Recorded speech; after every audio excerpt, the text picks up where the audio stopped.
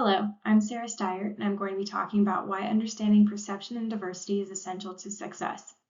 In business, there is a lot of opportunity for you to work with people from different backgrounds, not only in the country or even the state or city that you live in, but with people who are coming from culturally different backgrounds from different countries.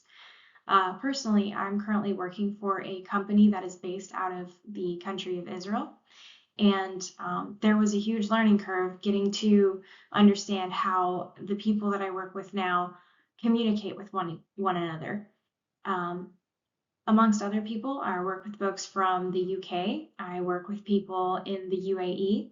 I am working closely with a lot of people in the APAC region, Asian Pacific, so Australia, New Zealand, Singapore, areas like that. That is more recent, and everywhere you work, no matter if their native tongue is English, the culture is always going to be different. The way that people hold themselves and that they discuss situations or just have a common conversation with each other is always going to be different. So the ability to see the difference and understand that culturally this is normal for them is incredibly important to business. As we learned in our lesson, the definition of perception is the ability to see, hear, or become aware of something through the senses. Another definition given of that word, though, is a way of regarding, understanding, or interpreting something, a mental impression. So for my example for the work I'm in right now, I had a very odd perception of the people's way that they communicated, the folks from Israel, the way that they communicated, because they had a tendency to yell and speak over each other. My perception of that was that these were very angry people, or that they didn't respect each other because they were willing to talk over each other so much.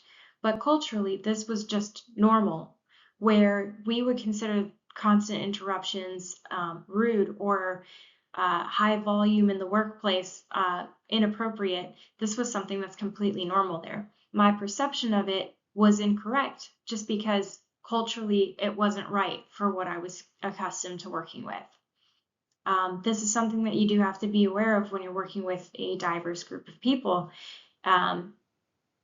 You can't get stuck in, you can't pick up habits that are going to affect other people negatively.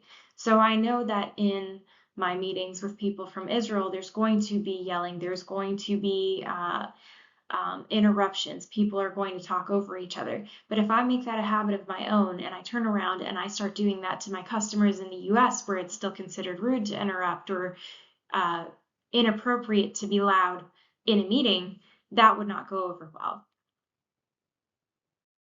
So what is the importance of diversity in the workplace? It leads into innovation. If you have a bunch of people from the same background, with the same history, with the same ideas, you're not going to end up with new and fresh ideas. Problems are going to be approached essentially the same way. When you start putting people from different backgrounds together, you'll start finding the really good ideas. People will disagree with each other. And while that doesn't sound appealing to a lot of people, disagreement is where progress is made. Just because somebody disagrees with an idea doesn't mean that they think it's all bad. There may be portions of it that could be better, and that is the reason that they're disagreeing, and then they're going to hand in their ideas for how to better that other idea. And I think that's a really important part of diversity, is there is a lot to gain from bringing people from different backgrounds in. So businesses with a diverse workforce are going to be more successful than those without. I think this is one of the most important things in business. And as William Cooper so eloquently put it, variety is the spice of life. We can't all be the same flavor. Thank you so much.